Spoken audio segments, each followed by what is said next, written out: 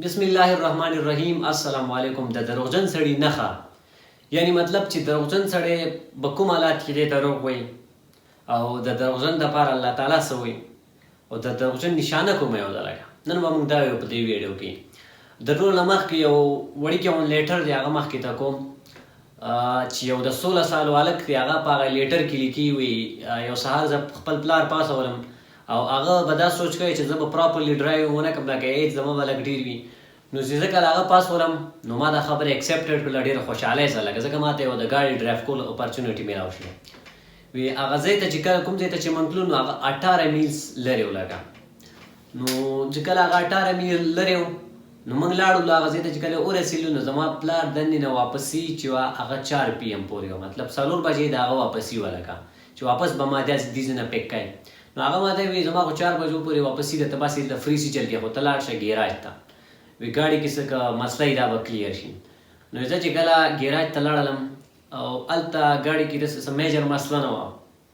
نو ګاډی چې کوم دی هغه زر غوندې ریپیر شو. چې ریپیر شو نو ما دا سوچ وکړو ما یاسې د ګاډي زر ریپیر شو، ما سوچ وکړو ما یاسې واپس پاتې انتظار کوم سیچر به کوم، خو لاړ به شم مووي به وګورم.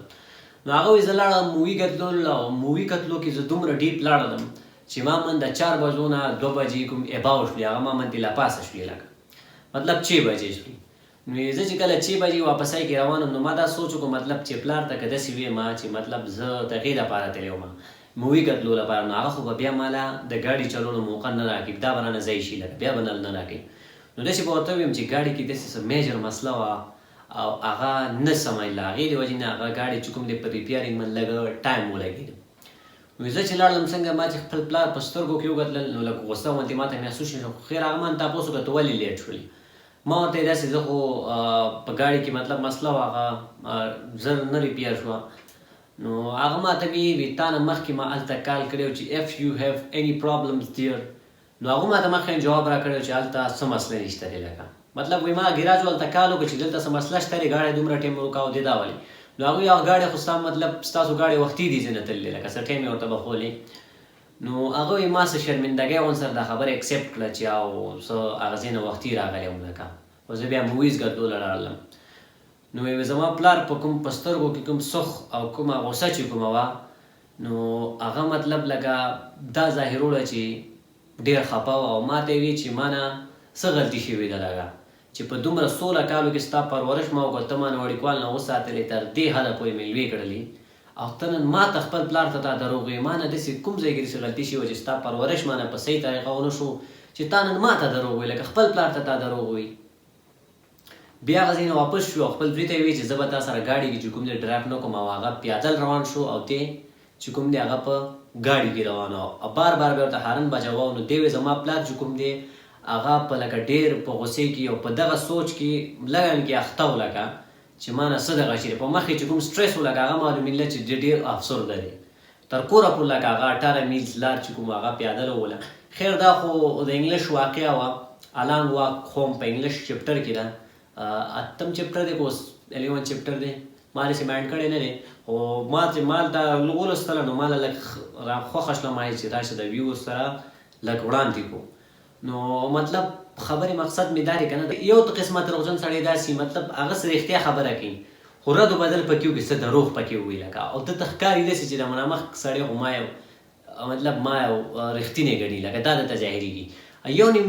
دروغجن داسې که نه چې هغه عین واله زیړه پورې ټول پراپر هغه دروغ وایي، څه پکې هم رښتیا ونه ښه خوشحال دا محسوسېږي ورته چې دې بل کس ته زما خبرو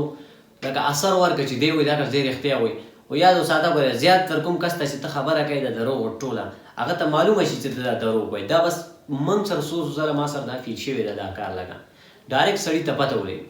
یو قسم دروغجن هغه چې کوم هغه خپل ځان فایدې دپاره دروغ وایي، لکه مثلا ښه مثال ته واخلې د کاروبار بنجو بیوپار والا کوم چې کاروبار خرید و فروخت یې که نه هغې اکثر خلک دروغ وایي چې دا ما په دومره راوړی بیا په دومره ورکړي دومره دروغ غونډې کړي، نو دا هم دروغ راځي بای، دا هم دروغو کې راځي. بل خپل ماشومانان چې کوم دی که ناسې خو ډېرو خبرو په سر وي، لکه ته سکول نه لاړلې ته د هغې نه لاړلې، خو خپل ماشومان تر هغې پورې ولو نه مه پرېږدئ. مطلب یو خو د طریقې ول، یو خو هغه په سواد کې کومه سانخه ونه شوه هغه ملا والا هغه ول درته نه یادوم. ول شته دی په اسلام کې، لکه نبي پاک صلی الله علیه وسلم وایي ته بچي سره مینه کوه د ولو په ځای. نبي پاک صلی الله علیه وسلم دا خبرونه کې کله چې د جهاد کې د 7 کالو شي تا هغه ته وایي ځه موزله، کله چې د 10-12 کالو شي بیا چې د هغه مونځ لنیځي ته وواه دې ځای کې دا خبر راځي چې وول پکې هم شته دی خو طریقې سره ته خپل ماشوم هغې پورې مه بس مه پرې څو پورې دې سرکشي یا دروغ د نه پرېږدي د الله پاک د دروغجن سړي دپاره د دغې سره د شرک سره د الله پاک د دروغجن سړي لیول برابر کړی په سورة الحج کې آیات نمبر 30 کې واجتنبوا الرجس من الاوطان واجتنبوا قول الزور واجتنبوا قول الزور یعنی د دې ترجمه دا ده چې مطلب بس بتوں کی گندگی اور جھوٹ سے بچو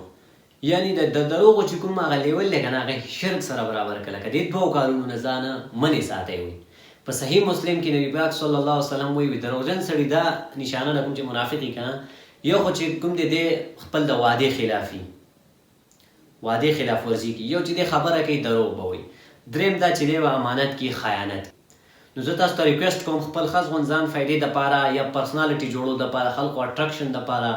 یا مطلب اسې فری ناسې ته وایي راځه نن څه نه څه دروغ ووایه نو دې دپاره خدای دپاره خپل ایمان مه خرابوه دا زما تاسو ته یو ریکویسټ دی وما علینا الا البلاغ جزاکم الله خیر